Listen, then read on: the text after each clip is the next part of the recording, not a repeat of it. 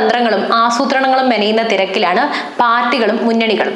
അതിവേഗത്തിൽ തദ്ദേശ സ്വയംഭരണ സ്ഥാപനങ്ങളിലേക്കുള്ള തിരഞ്ഞെടുപ്പും അതിനേക്കാൾ വേഗത്തിൽ നിയമസഭാ തിരഞ്ഞെടുപ്പും സംസ്ഥാനത്ത് നടക്കാനിരിക്കുകയാണ്. ഏത് വിധേനയും കേരളം പിടിക്കേണ്ടതിന്റെ ആവശ്യകത മുന്നണികൾക്ക് ഒരേപോലെയാണ്. കേന്ദ്രത്തിലും കേരളത്തിലും അധികാരത്തിലില്ലാത്ത കോൺഗ്രസ് നേതൃത്വം നിൽക്കുന്ന UDF-ന് ഭരണം കിട്ടിയേ തീരൂ. അത് നിലനിൽപ്പിന്റെ പ്രശ്നം കൂടിയാണ്.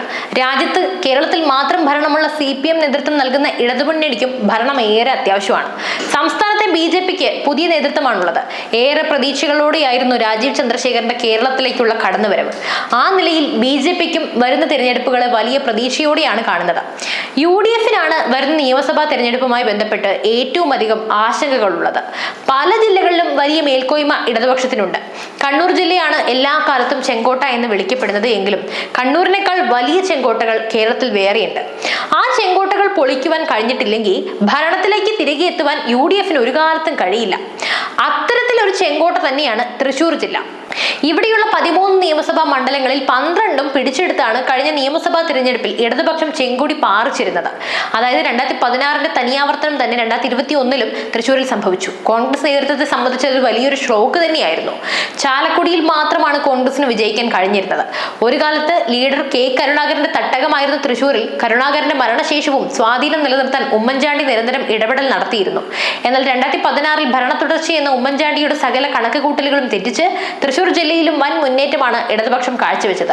ഉമ്മൻചാണ്ടി സർക്കാരിന് ജനങ്ങൾ നൽകാത്ത തുടർഭരണം 2021-ൽ പിണറായി സർക്കാരിന് നൽകിയതോടെ തൃശൂരിലും UDF തകർന്നടിയുന്ന കാഴ്ചയാണ് രാഷ്ട്രീയ കേരളം കണ്ടത്. കഴിഞ്ഞ നിയമസഭാ തെരഞ്ഞെടുപ്പിൽ ലഭിച്ച ഏക സീറ്റായ ചാലക്കുടിയിൽ നിന്നും നേരിയ മാർജിനിൽ മാത്രമാണ് കോൺഗ്രസ് സ്ഥാനാർത്ഥി ജയിച്ചത്. UDF ഏറെ പ്രതീക്ഷയർപ്പിച്ച തൃശൂർ, കുന്നംകുളം, ഇരിങ്ങാലക്കുട, ഗുരുവായൂർ മണ്ഡലങ്ങളും അവരെ കൈവിടുകയാണ് ഉണ്ടായത്.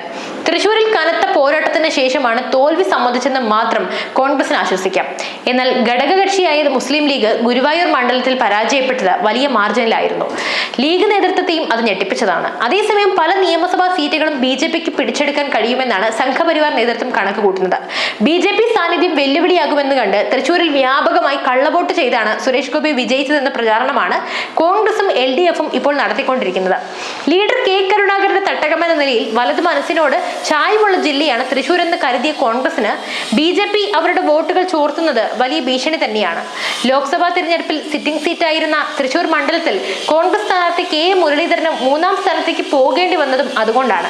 74,686 വോട്ടിന്റെ ഭൂരിപക്ഷത്തിനാണ് തൃശൂർ മണ്ഡലത്തിൽ നിന്നും സുരേഷ് ഗോപി വിജയിച്ചത്. 2ാം സ്ഥാനത്തെത്തിയ ഇടതുപക്ഷ സ്ഥാനാർത്ഥി VS സുനിൽകുമാറിന് മുൻ തിരഞ്ഞെടുപ്പിനേക്കാൾ സ്ഥിതി മെച്ചപ്പെടുത്താൻ കഴിഞ്ഞത് ഇടതുപക്ഷത്തിന് തൽക്കാലം പിടിച്ചു നിൽക്കാൻ ആയുധമായിട്ടുണ്ട്. UDF അതീവ ജാഗ്രത തന്നെ തൃശൂരിൽ പുലർത്തേണ്ടതുണ്ട്. തൃശൂർ കിട്ടാതെ പോയാൽ UDF കേരളത്തിലെ ഭരണം നോക്കുക പോലും വേണ്ട.